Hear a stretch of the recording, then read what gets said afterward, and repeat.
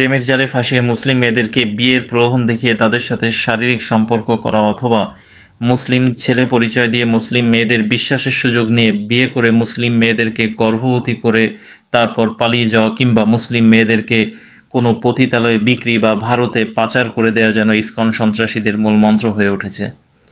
তাদের যেন মূল লক্ষ্যই ধর্মের নামে মুসলিম মেয়েদেরকে অপহরণ, ধর্ষণ কিংবা তাদের জীবনকে শেষ করে দেয়া।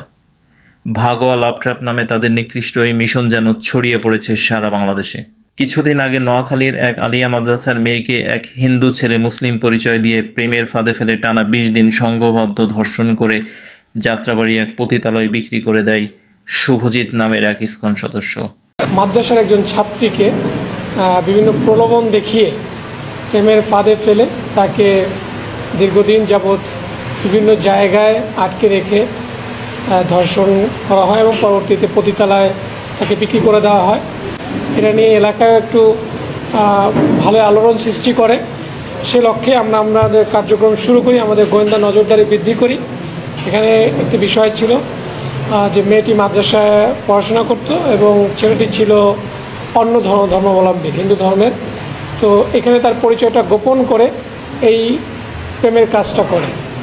কিন্তু কিছু মুসলিম ভাইয়ের আপ্রাণ চেষ্টায় মেয়েটিকে উদ্ধার করা সম্ভব হয়, আর এতে সহযোগিতা করেছে র্যাপিড অ্যাকশন ব্যাটালিয়ন র্যাবের একটি চৌকস দল। যখন আমাদের নজরে আসে আমরা এটা নিয়ে কার্যক্রম শুরু করি। কার্যক্রমের শুরুর প্রেক্ষাপটে একটা পর্যায়ে আমরা জানতে পারি যে এই ছেলেটা সাতক্ষীরায় আশাশুনি থানার একজন বাসিন্দা এবং তার বয়স অ্যারাউন্ড 20-20-এর মতো করে, এবং এই মেয়েটিকে তারা প্রায় 20 দিনের মতো একটি হোটেলে রেখে তারা নির্যাতন করে। র্যাপিড অ্যাকশন ব্যাটালিয়নের একটি চৌকস দল র্যাব 6 অবশেষে শুভজিৎকে গ্রেফতার করে তাকে আইনের আওতায় আনে এবং পরবর্তীতে আমরা এই যে শুভজিৎ তাকে খোঁজার জন্য আমাদের কার্যক্রম শুরু করি।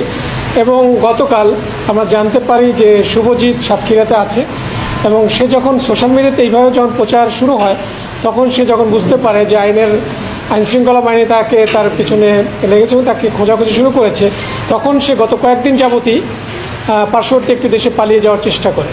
সে খবর আমাদের কাছে আসে।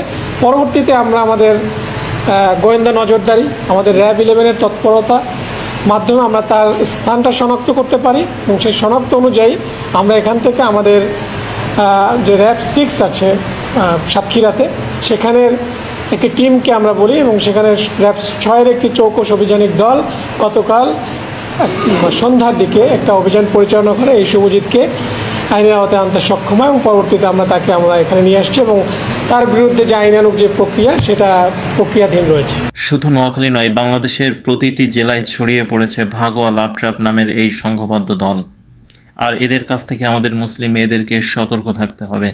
সোশ্যাল মিডিয়া কিংবা অন্য যে কোনো স্থানে সবসময় অ্যাক্টিভ থাকে এই দলটি, তাই আমাদের পারিবারিক ও সামাজিক সচেতনতা বাড়াতে হবে।